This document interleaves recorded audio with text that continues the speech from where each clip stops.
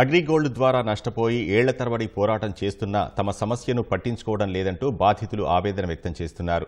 రేపు విజయవాడ తుమ్మలపల్లి కళాక్షేత్రం నుంచి కన్నీటి పాదయాత్ర చేస్తున్నట్లు ప్రకటించారు.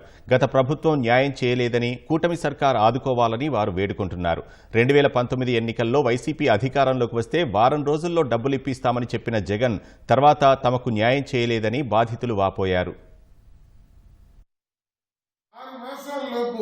బాధితులకు పూర్తి పరిష్కారం చేసే విధంగా ఒక ఎస్పీబీని ప్రత్యేక కమిటీని వేయాలని, అలాగే ఫాస్ట్ ట్రాక్ కోర్టుని వేయాలని చంద్రబాబు గారు చొరవ తీసుకుని ఒక 2 గంటలు టైం ఖర్చు పెట్టి బాధితుల కన్నీళ్లు తుడిచేటువంటి ఈ కార్యక్రమానికి సత్వరం శ్రీకారం చుట్టాలని ఈ నెల 19వ తేదీ విజయవాడ కళాక్షేత్రం నుండి ధర్నా చౌక్ వరకు అగ్రిగోల్డ్ బాధితులు కన్నీటి పాదయాత్రను నిర్వహించడానికి పిలుపుకోవడం జరిగింది.